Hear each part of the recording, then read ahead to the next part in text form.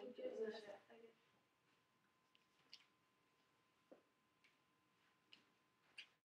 Dilemma. A priest's struggle with faith and love. Father Albert Cutie. Many have said that Cutie's exposure of the Roman Catholic Church was harsh. Cutie exposes the church through resentment and curierism, the homosexual culture within the Roman priesthood, the dismissal of good priests, the protection of criminals. All which Cutie still felt wasn't enough to remember when he was exposed to the secret relationship. During the time of Cutie's exposure, the Roman Catholic Church had turned its back on Father Cutie, and somehow this was still shocking and hurtful to him. Throughout his 22 years of being a Roman Catholic priest, he saw the truth of the Roman Catholic Church. At first, he didn't criticize or judge, but over time, he strongly felt a certain way towards remorse and sympathy. With that being said, Cutie knew the result of his exposure, and the Roman Catholic Church still did not help him whatsoever. It was just all politics. Certain priests that did a great deal of service and dedication were not always protected, and Cutie was one of them. Father Cutie acted as a victim and reacted with anger, knowing the possible outcome from the church, considering other situations. Basically, the whole book was about how he got caught in a secret relationship. He was exposed, and he left the Roman Catholic Church and became a, what is it called? Ethiopian? The Episcopal Church. And he decided that the struggle with faith and love was nothing because God is love and you should be in a relationship.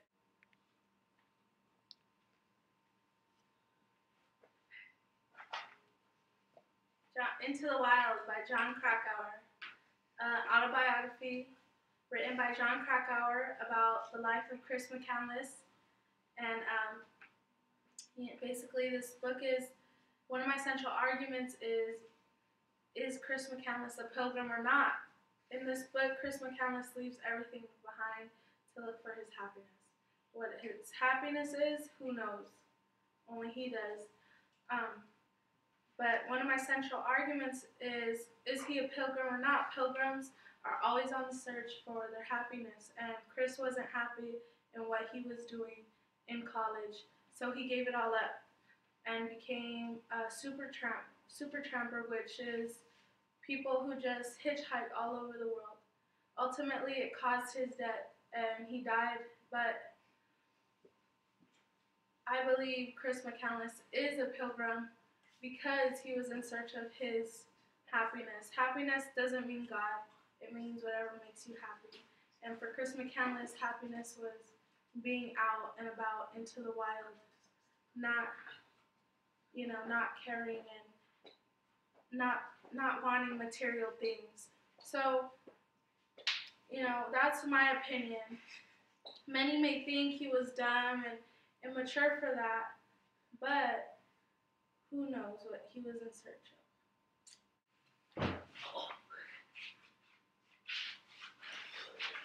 Alright.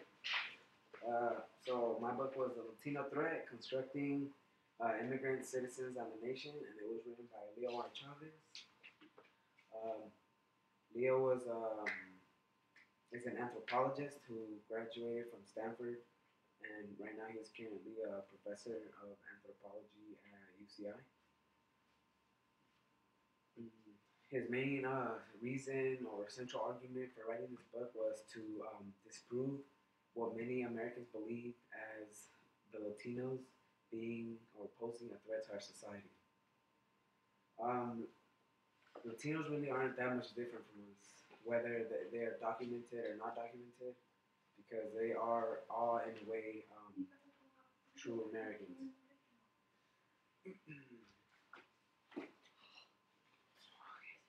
He uses many sources to make his book more credible, because he uses diagrams, quotes, many different pictures or cartoons, and he also in his book cites many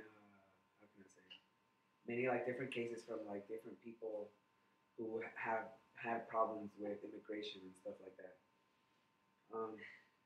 I feel like he is biased sometimes, but what really just catches my attention is how well he supports all of his arguments.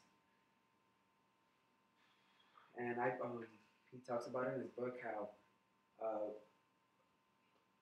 Latinos are just here because they want a better life, and they're not here to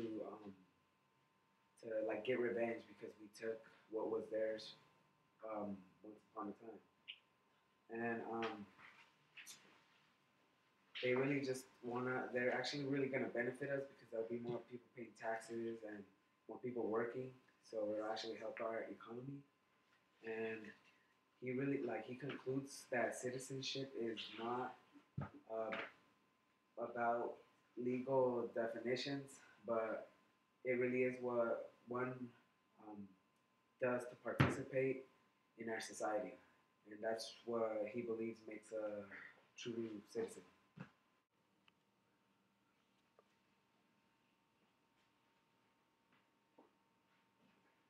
Yo, my book, The Art of Happiness, A Handbook for Living by the Dalai Lama and Howard C. Cutler. In this book, the authors present different concepts we should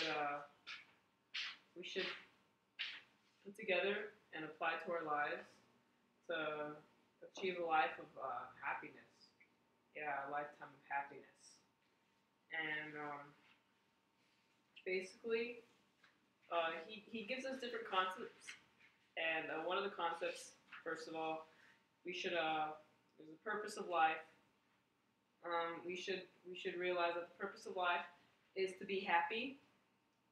And when dealing with the purpose of life, we must determine the source of happiness, which which first of all is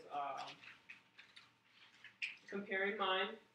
Deals with it could be positive and negative. First of all, positive thing about this would be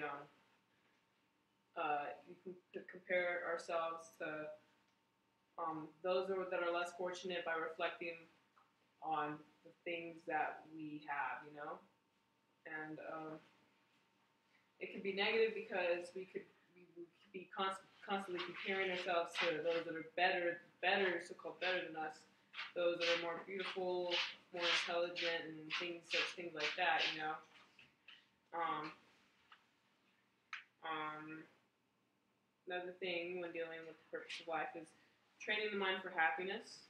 We must have the mental discipline to that where we recognize what things, what positive and negative things lead to our ultimate happiness.